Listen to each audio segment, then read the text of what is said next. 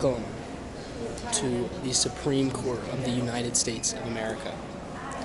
For 135 years, until 1935, the Supreme Court did not have its own building and had to relocate from place to place, including even the Capitol building's basement. But here we are in this marble palace. Say hi to Mom. It's absolutely beautiful here.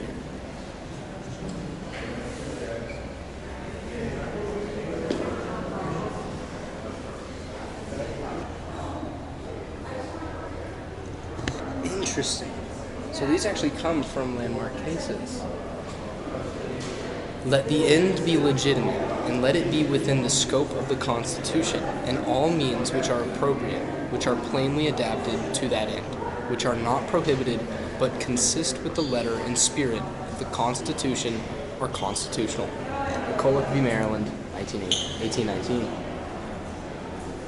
Super interesting.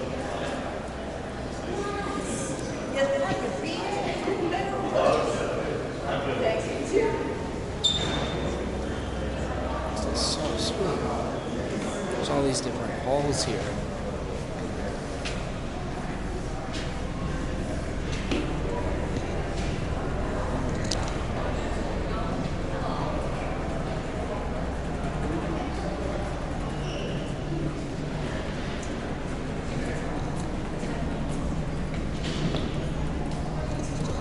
I'm looking for some kind of mural or statue of Chief William Howard, who was the core proponent in pushing for a Supreme Court building.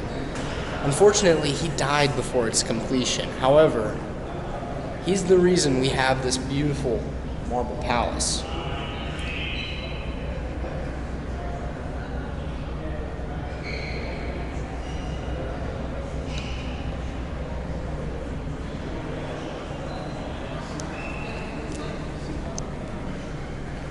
Oh my goodness, there's a cafeteria right here. This is quite nice.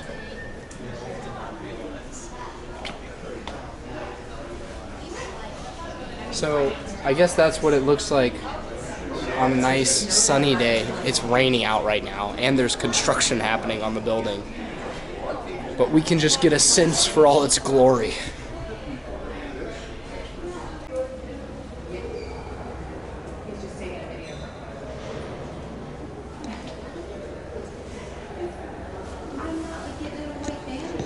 Whoa. So, inside that doorway is a self-supporting elliptical spiral staircase. Okay, there's two. Maybe we can find the other one. We're losing them. Oh, are these the chiefs? Are these the chief justices? Oh, yeah. Oh, these are associate. Appointed by John F. Kennedy. The Wizard.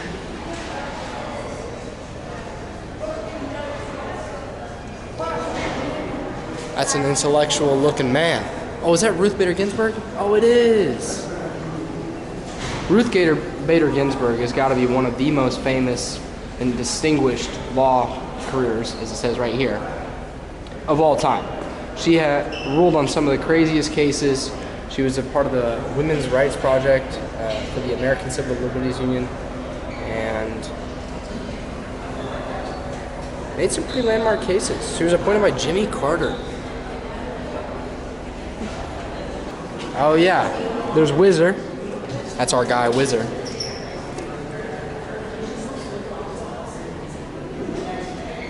I like this guy, he looks friendly.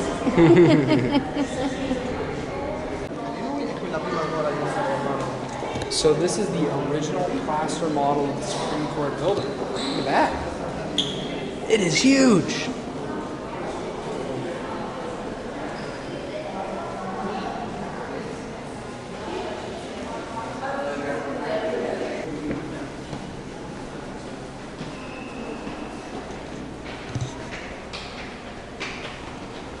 Where are we going?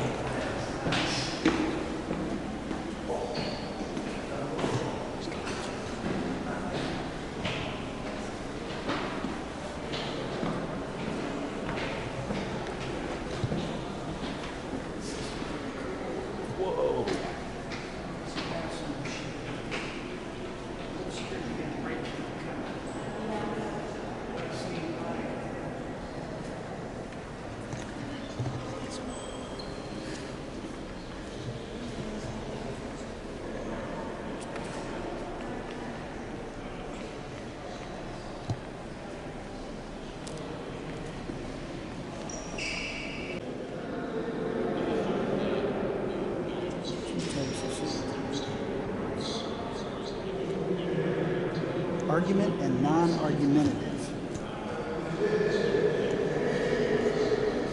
I don't think I was supposed to record that, but I wanted to get y'all a little sneak peek into the actual lobby.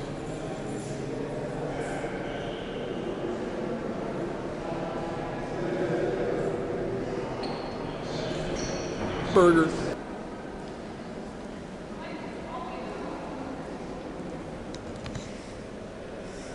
Marble here is sourced from Vermont, Georgia, and Spain.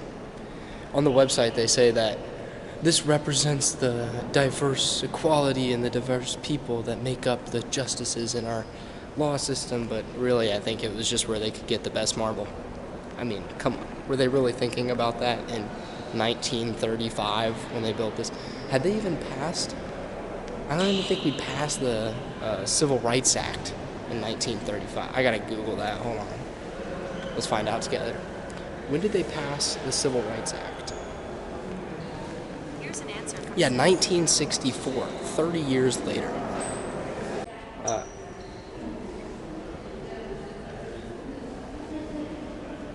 So this is the Supreme Court. Wow.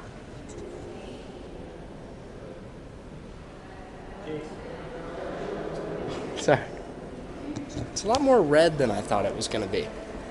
A lot more red than I thought. Yeah, it is pretty red. You're right.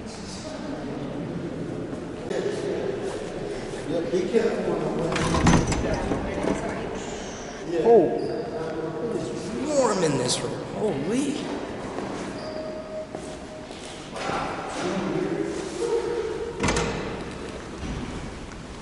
Howdy. Mr. Security Guard said we could come through. Yeah, you good. Y'all have a great day, okay? You too. Good, good. Make sure you apply. Will do. Thank you. Good. Yeah, will do. Keep it safe. All right, here we are. Man, yeah, it's kind of coming down out here, but look around.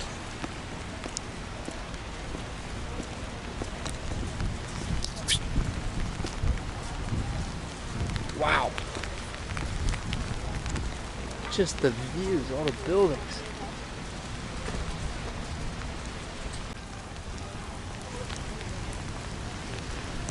That is the Capitol building. And right now we're on our way to the Library of Congress. So, the Library of Congress was established in 1800s, but it was destroyed about 14 years later by the British during the War of 1812. The War of 1812 was a conflict that lasted from 1812 to 1815 between the US and Britain over grievances from the Napoleonic era, from the Napoleonic Wars. Essentially, during the Napoleonic Wars, the Brits were seizing US soldiers and imposing heavy tariffs, timely, on the Americans, which caused conflict here on US soil.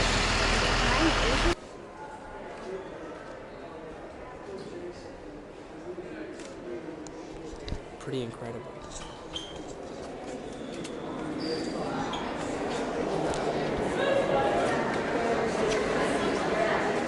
I don't know how much of this I'm allowed to record.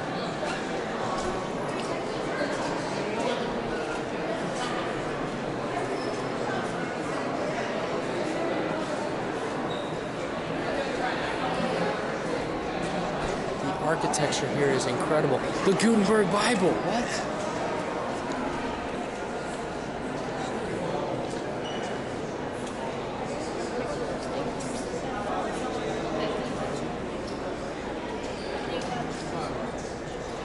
So what does it say here? When Johann Gutenberg introduced printing with the movable metal type to Western Europe, he revolutionized not only the book, but the very nature of communication.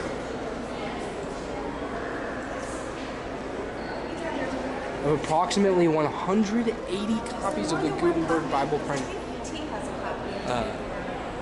Of approximately the 180, to produce it, the 1,282-page Bible required 230,760 passes through the press. 2 years of work. Wow.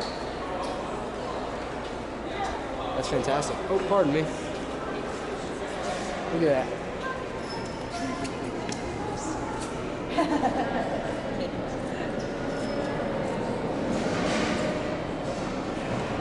Can you read that? Because I can't.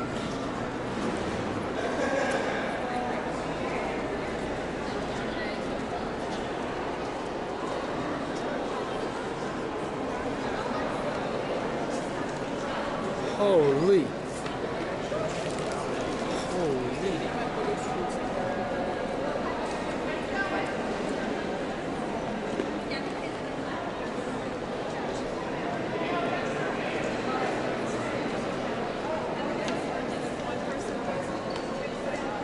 Ask me about the library.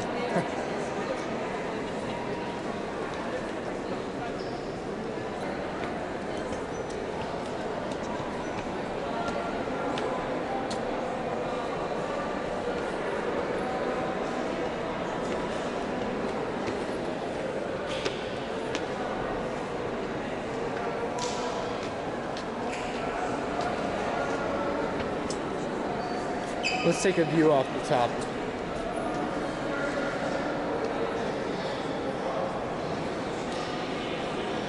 There's our little red hat down there.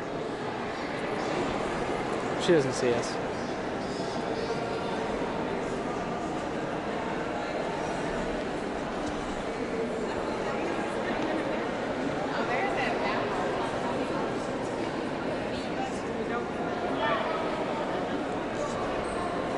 Fortitude. Justice.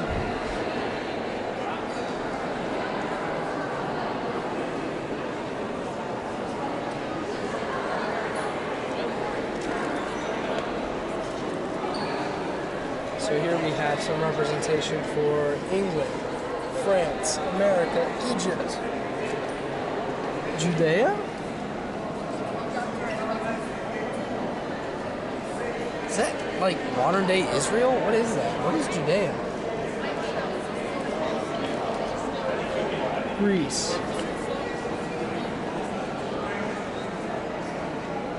Oh, okay, they're calling out to the different influences. So, of discovery, they have Spain for discovering the New World with Christopher Columbus. For literature, England. For administration, Rome. For physics, Islam. Philosophy, the Greeks. Religion, Judea, the Jews. Very, very interesting. That's really cool. I really like that.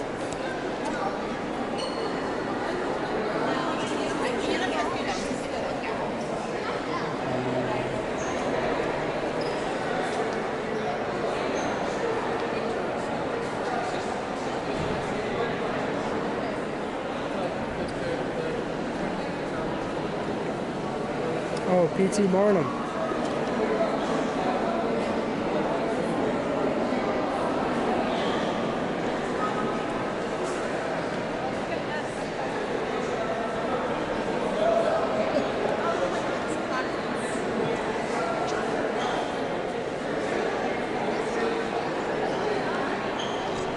No photos on the staircase. I'll see you back. I'll see you back at the top.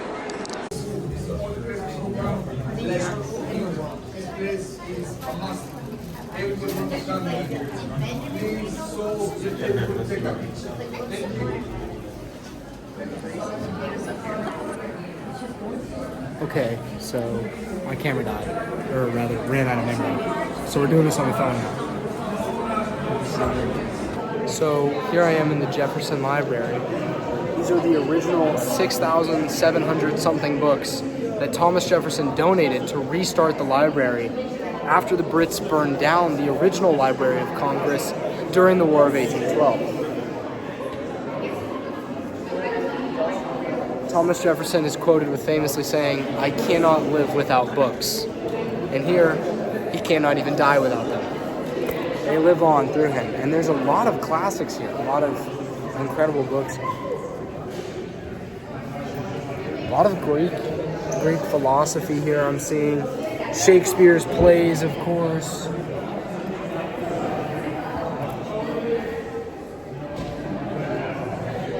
This is pretty incredible, of course. I mean, it wouldn't be a classic library without Iliad and the Odyssey by Homer. I could get lost in here. I wish they let you rent stuff out, but no. These books are probably considered national treasures.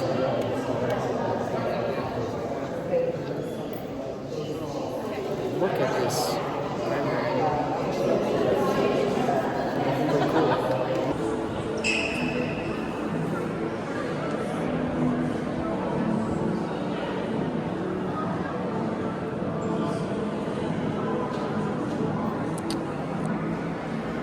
So I wonder what exactly we're going to see in here.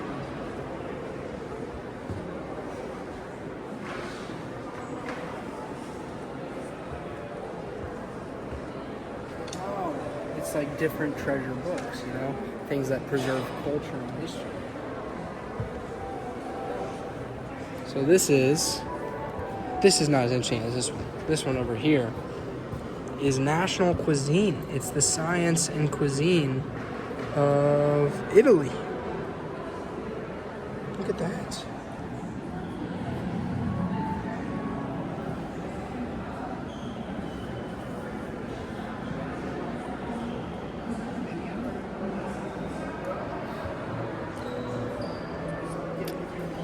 See, that's critical. That's part of the culture, is cuisine.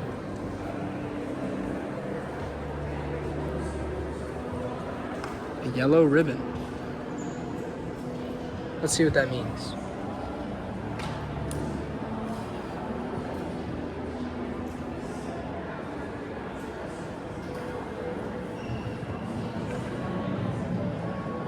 It's about supporting and remembering the troops. Interesting.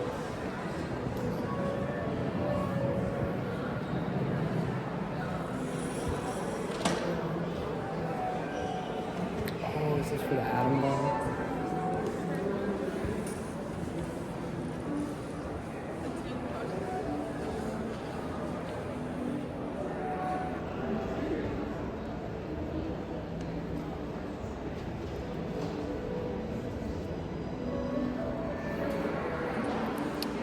So I've actually been to the atom bomb museum, the dome in Japan, in Hiroshima. It's somber. It's something to behold. It really kind of accounts for the magnitude of the events, and it is something that cannot be downplayed at all.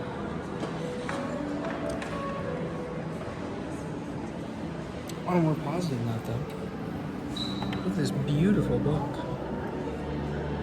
These are the Chronicles of the Emperor. It's a Persian language manuscript. These are some true treasures, as it says. These are treasures of the Library of Congress, and I'm really grateful to get to see all this.